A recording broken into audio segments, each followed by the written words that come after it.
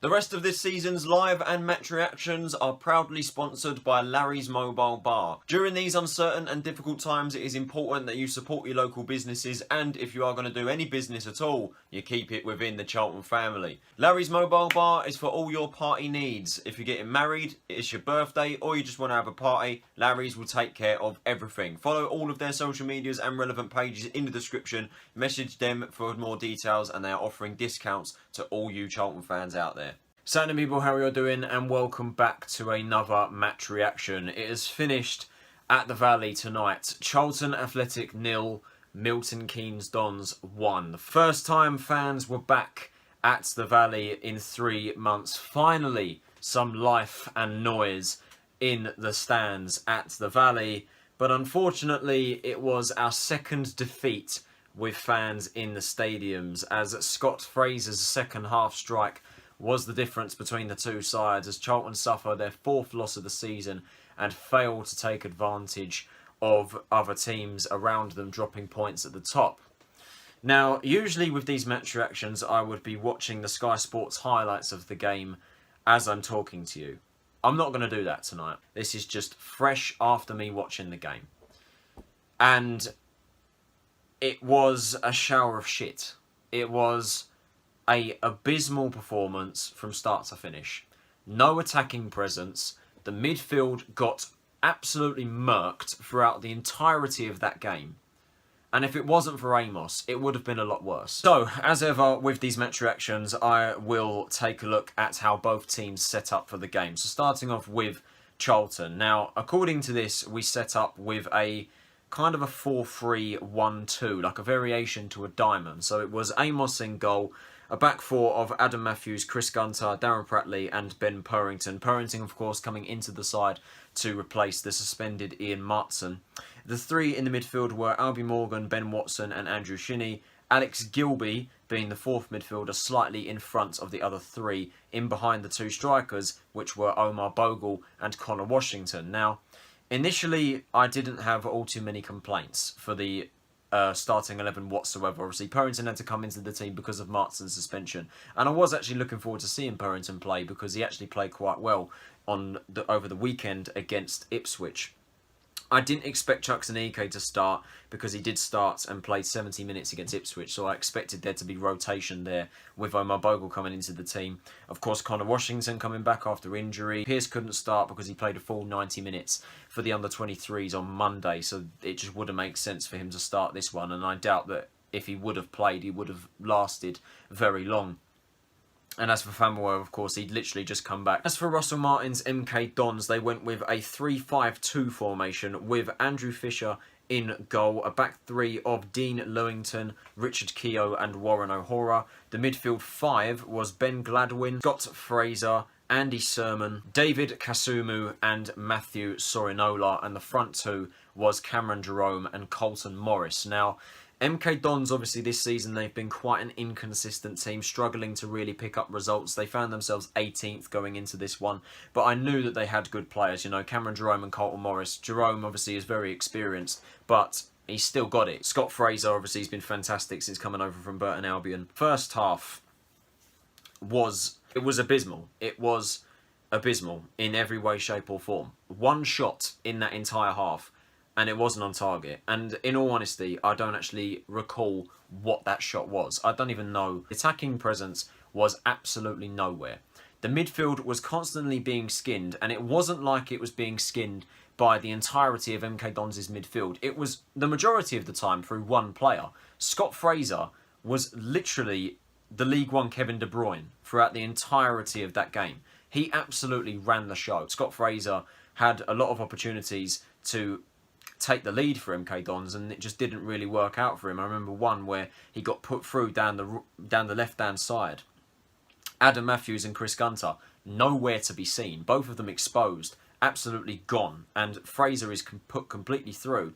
Pratley is the first player to arrive on the scene. He has to cut across to get there, and Fraser takes on a shot on the left foot, and it is saved by Ben Amos. As I say, there were countless opportunities in that first half where Amos saved us, and if it wasn't for him, we would have been behind before half-time. And when we had the ball in the midfield, we were really struggling to get forward quick enough. You know, there was no urgency. There was no pace at all. And you kind of think within that first half, and again for the entirety of the game, we lacked a player like Alfie Doughty and Ian Martson, both of which who have pace, and Paul Smith as well. We thought that we'd be able to do well without those players, and all of them were massive losses today. We lacked that pace and urgency in the middle of the park. There's only one real chance, one real decent opportunity that we had in that first half, and that was when a first-time cross was swung in by Matthews on the right side. Conor Washington was practically unmarked at the back post, and rather than lashing it on the volley first time, he sort of tries to take a touch and he kind of makes a hash of it, and it fell to Purrington at the back post, but Richard Keogh got there first and let us saw out for a goal kick. But it was a very lacklustrous first half. It was a very poor performance, and to be honest, we were very lucky not to be behind. Scott Fraser running the show. Sorinola was another player who was superb for MK Dons in the middle of the park. And the front two, Cameron Jerome and Colton Morris, were causing us havoc throughout the first half. And that was a theme that would carry on for the second half as well. Second half kicks off and we make a substitution. Andrew Shinnie comes off for Marcus Maddison. According to Bowyer, he said that his thigh was a bit tight, so that's obviously understandable. Shinnie was, I mean, the midfield was shocking, but Shinnie was one of the better players on the pitch within that first half. To be honest, I'd probably say Amos, Shinnie and Gilbey were the only players that were actually decent in that first half. Gilbey was superb throughout the entirety of that game, in my opinion. And everyone on Twitter was going, Maddison is not the player that we thought we'd signed. He's not good enough. He's overhyped. He looked like he doesn't want to be here. I will defend Maddison tonight. I think he played well. I think he had a decent game. The best we'd seen him play so far in a Charlton shirt, in my opinion. He got forward very well. He had very good feet, took on his man, and he put in some really good crosses in the box there that some of the strikers and players in the box really should have got a foothold of. Second half, we needed a reaction. And we did somewhat get that in terms of us having more attacking chances and having more shots at goal. I believe we had 7 in total in that second half. And there's a couple that I can think of on the top of my head. One in particular, Marcus Maddison produced a long ball over the top towards Conor Washington, I think it was. He had Chuks Aneke and Jonny Williams in the box. Those two came on, by the way, for Albie Morgan and Omar Bogle. Obviously, Chuck coming off of Bogle made sense, straight swap. Bogle, his hold-up play was very good again, but he lacked that attacking presence. And Albie Morgan was ineffective today, we have to say. He wasn't the Albie Morgan we saw on Saturday against Ipswich. Washington gets the ball on the left side, cuts inside towards the penalty area. Jonny and Chuks in the middle. You'd think he'd cross it in, but Conor went for goal. Put a lot of power into it and a lot of bend, but it was a great catch from Andrew Fisher. We kept trying to push forward throughout the second half, again with very little urgency, very little pace. Akin Famewo came on for Ben Watson. Darren Pratley moved into midfield, which was the correct decision because I know Pratley's played centre-back before, but you can see that the central of midfield and the holding midfielder position, that's his game. That is where he's best utilised. And tonight, when he was moved into midfield, he was brilliant. Our midfield certainly improved when Pratley was in that position. And now with Famewo officially back and with Jason Pearce nearing his return as well, I suspect that, or I hope, should I say, that Pratley should be within that midfield, in that holding midfielder position. Marcus Maddison got the ball through the right side, produced a very low-driven, stinging cross into the box towards Chuks Aneke at the back post. It went past Fisher. Basically, a good opportunity to tap it in to the bottom, tap it into the back of the net, and the defender got there first. And then MK Dons, from that resulting Charlton attack, they go on attack of their own. Lasse Sorensen, who's come off the bench for Sermon, puts in Scott Fraser, who makes a good run through 2 Charlton defenders, and he drills it into the bottom corner, left-footed shot in the bottom corner, and finds the back of the net. MK Dons take the lead. If there was any team that was going to score in that game tonight, it was MK Dons. They were the only team that actually looked like scoring. And it took us the 92nd minute of the game to have a shot on target. Of course, as we know, we get the ball through the left-hand side. We try to cross it in. Chuks Aneke nearly gets his head to it. Fisher punches it away. Falls to Darren Pratley on the edge of the box. The goal is gaping and he blazes it onto the bar. It takes us the 2nd minute of additional time of the second half to have a shot on target. Must I add, our only shot on target of the entire game. And of course that was how the game ended. Charlton 0, MK Dons 1. Charlton with 8 shots, 1 on target. MK Dons outplayed us. They absolutely outplayed us. Bossed us from start to finish. We had absolutely nothing in the game. And there is, quite frankly, no excuses for that defeat. Very standard Charlton. A very, very typical Charlton thing to do. We go on Saturday. Saturday, we boss a promotion rival, Ipswich Town. Absolutely play them off the park. And then we go to Wednesday night and get outplayed by a franchise. It is a missed opportunity. If you take a look at the league table, of course, Lincoln City, they picked up a win over Wigan.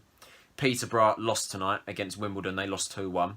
Hull got another win. They're absolutely flying at the moment. Their lead at the top is extended. Fleetwood and Portsmouth both lost to Northampton and Blackpool respectively. And Ipswich and Sunderland drew. Had we won tonight, we'd have moved into second place, level with Lincoln, and kept the pressure on Hull City. Now, obviously, it's still not the end of the world. It's still not completely the end of the world. We are still fourth, with a game in hand, and 3 points off top two. So, again, it's not the end of the world. Charlton Twitter has been an absolute meltdown tonight. And to be honest, I can defend it, and I have been somewhat negative tonight on social media. I will admit that. Because, as I say, we have to lift our hands up and say that Russell Martin's MK Dons side played us off the park tonight. We have to accept that. And performances like that, when you're fighting for promotion against a team that is, no offence to MK Dons, at the bottom end of the table, you can't be doing that. To be honest, they are one of, if not the best team we've played so far this season. The only positives I can take from that is Famewo is back and Ben Amos is the hero, because if it wasn't for Amos, we'd have lost that 2-3, maybe even 4-0. The performances has to be better. They have to be better. And it's as simple as that. I know you may consider this me jumping on the negative train immediately. But look, as I say, it's not the end of the world. We're still fourth. We deserve to be where we are in the league. We've grafted for the results. But I've said this a lot. The performance could be, and now has to be better. If you take a look at the performances this season, the only teams that I can say from start to finish we have completely outplayed is Blackpool and Ipswich. Every other game, for the vast majority, we've been second best. And now, in the demanding part of the season, with games coming left, right and centre throughout the Christmas period, we're now starting to get caught out because of the lack of performance that we show. Take a look at the games we've won. We haven't played amazing. We've grafted for the result. And in this demanding stage of the season, in the position that we're in, with teams around us dropping points, we cannot afford to A, lose a game to a team in the bottom half of the table, and B, lose in the way that we did. Lee Bowyer had some things to say in his press conference tonight. He said that in the first half, the plan that we had worked. I'm sorry? What was our plan? What were we set up to do?